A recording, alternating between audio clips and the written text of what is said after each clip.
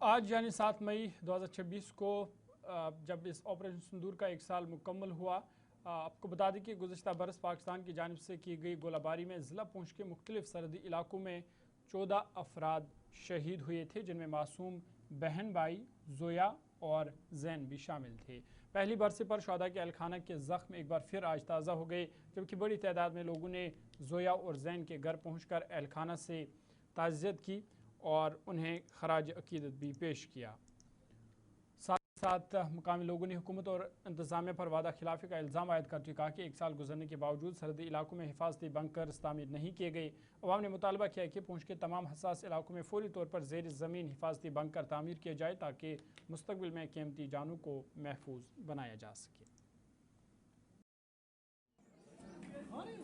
دور جو 7 مئی کو ہوا تھا،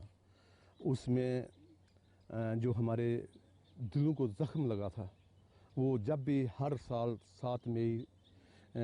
ہوگی اور یہ اسی طریقے سے ہمیں پھر دوبارہ سے یاد کیا جائے گا۔ اور میں یہ کہوں گا کہ یہ تاریخ میں سنہری حرف سے جو ہے یہ لکھا گیا ہے۔ اور 7 مئی جو تھا ہمارے لیے ایک اتنا سیاہ دن تھا کہ ہم نے بہت سی جنگیں دیکھی ہیں، ہمارے لوگوں نے، ہم نے 1965 بھی دیکھی، 47 بھی دیکھی، 71 بھی دیکھی، لیکن جو 7 مئی کا یہ دن آپریشن سندور کا تھا، جتنا نقصان ہمارا اس دور میں ہوا، چاہے وہ جانی ہو، چاہے مالی ہو، چاہے گھر ہو، چاہے علاقہ میں جتنا نقصان ہوا،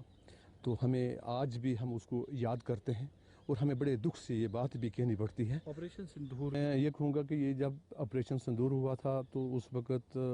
ہمارے چیف منسٹر جناب عمر عبداللہ صاحب بھی اس گھر میں آئے تھے۔ یہ میرے ماموں کی دونوں بچے ہیں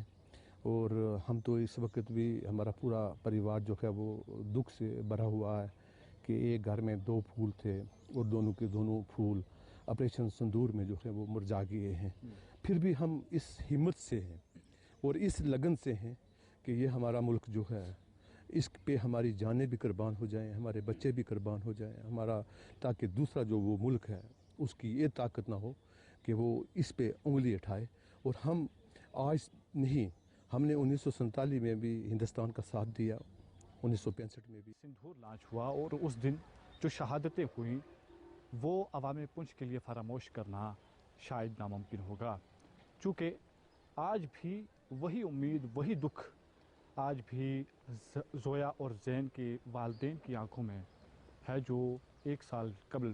جو ان کی آنکھوں میں دیکھا جا رہا تھا۔ وہی درد آج بھی وہ محسوس کر رہے ہیں اور وہی امید لگائے بیٹھے ہیں کہ شاید کہیں سے زویا اور زین واپس آ جائیں۔ لیکن زویا اور زین کی اس شہادت پر نہ صرف والدین بلکہ پورا علاقہ اس وقت غم زدہ ہے، غم میں ڈوبا ہوا ہے، اور 7 مئی 2025 کا وہ دن آج ایک بار پھر سے تازہ ہو گیا ہے۔ اس حوالے سے لوگوں نے